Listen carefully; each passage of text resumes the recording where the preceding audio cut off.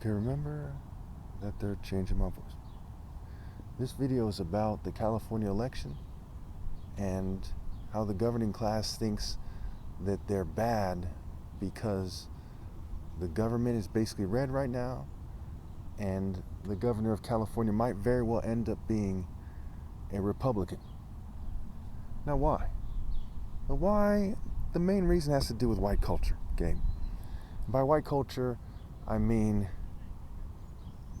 what Democrats and Republicans have in common, basically. You know, Obama, for example, is whitewashed.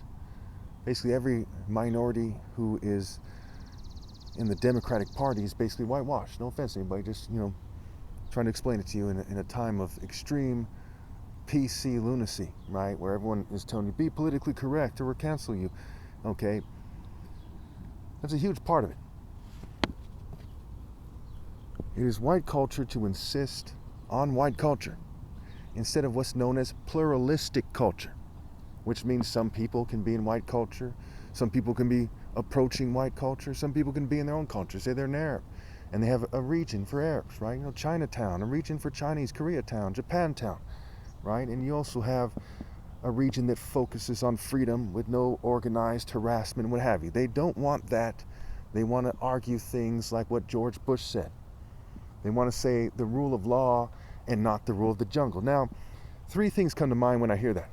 One is what George Bush, who was a Republican, was referring to when he said the rule of law is the rule of racist, Republican, devil law. Concrete jungle law, devil law, colonial rape law, sweep it under the rug while people are being abused, child molestation in the churches, just sickos, bureaucrats, corruption, rotten apples, Sin City, the law of lunatic politicians who are corrupt in both political parties and in the in the Libertarian Party as well.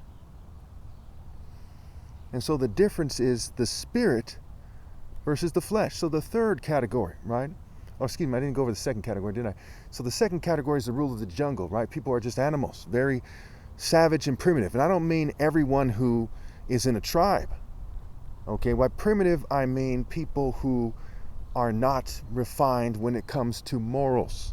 I don't care how much technology they have. People who aren't refined when it comes to morality, right? Evolution, evil, you shun. It's the difference between a leopard and a beaver. If you were to study a beaver carefully and a leopard carefully, you would quickly come to the conclusion that a leopard is much, much more intelligent than a beaver. And a lot of people came to the conclusion that a dolphin is much more intelligent than a beaver. And a dolphin does not build anything, last I checked. So what you build, what kind of technology you have, does not show how smart you are. And that is something that most scientists consider a scientific fact. But then they turn around with their scientific racism and argue that it does. For example, right now, I'm not inventing anything in a sense. You might argue I invented my own martial arts style. Okay, that's different. That's different than a scientific invention in those sorts of ways that it is. So I have the greatest life because I can point to righteousness as the output, right? Wisdom is proven right by her deeds. My top martial arts challenge in the name of God is the greatest deed of humanity by far, of any human by far. What I mean is, it's the greatest deed that any individual human has done, and by far. If you invent a new computer in this day and age, it's just for the New World Order. If you try to help people and bring in a cure for AIDS, it's just for the New World Order. Who's going to control how it's applied? Not only is a corrupt government going to control it, but a bunch of George Bush types, Ronald Reagan types, Nixon types, Trump types, Hilton types, DeSantis, Rick Perry, Rick Santorum, Mitt Romney. Okay, a bunch of Republicans are going to control it. That is outrageous. And so you have the three possible rules. One is the worst case scenario, which is the rule of the devil in the concrete jungle. Be it this culture or whitewash culture or that culture, all the cultures that can be firmly placed under the rule of the concrete jungle are rubbish, right? Freemasonry, politics, you name it, all the political cultures you see, garbage. The churches are concrete jungle churches. The mosques, the synagogues. No offense to anybody, but these are the facts here. And that's also what the Bible is saying. Paul, who was a Jew, who wrote Romans as the story goes, okay, was saying the same thing. So let's look at Romans 8. Life through the Spirit. Right? Life through the Spirit. Now, one of the problems with Romans and the Bible in general is that it's vague. And the word vague is a play on words for Av Jew. And the word obscure is a play on words for Obi's cure. Right? Obi meaning King, Heart Hut, Essence Center, Temple Core in Igbo. The word Obi is Igbo spelled backwards. You can also spell Obi instead of Obi or Obe because it has sounds, right? Phonetic sounds. So obscure, right? Obi's cure, and vague, Av Jew. Now what did the Jews do in the Bible? They did the wrong thing, right? They screened out the prophets. The kingdom of heaven is taken away from what have you. So Christ is a character in the story. So the kingdom of heaven will be taken away from you and given to a people who will produce its fruit. So if it's the Av of the people who had all the opportunity in the world to lead the kingdom of heaven in the story and drop the ball, then it's the wrong avenue. Pretty straightforward. I would love to debate you at any time about this. You know them by their fruit, not their flesh. Christ didn't say first check their genealogy. He said you know them by their fruit. Anyone who doesn't understand that is evil, because that is a part where it's saying there's a difference between true and false prophets and true and false disciples in Matthew 7. Say, how do you know? Said you know them by their fruit. That's how you know. You don't need a DNA test. And who controls the Human Genome Project? Pretty straightforward. So Romans 8, life through the Spirit, right? The way, the truth, and the life. Therefore, there is no condemnation for those who are in Christ Jesus, because through Christ Jesus, the law of the Spirit who gives life has set you free from the law of sin and death. Okay, so you need to obey God through me. There's no condemnation for those who obey God through me. Right there, Romans 8, verses 1 and 2. For what the law was powerless to do because it was weakened by the flesh, right? The Jews didn't have the heart to actually understand the law and to obey it and lead masterfully, right? So the law failed in that sense. For what the law was powerless to do, it says powerless to do, right? In Paul's letter it says, for the kingdom of heaven is not a matter of mere talk, but of power. Remember, Paul was a Jew. For what the law was powerless to do because it was weakened by the flesh, God did by sending his own Son in the likeness of sinful flesh to be a sin offering, and so he condemned sin in the flesh.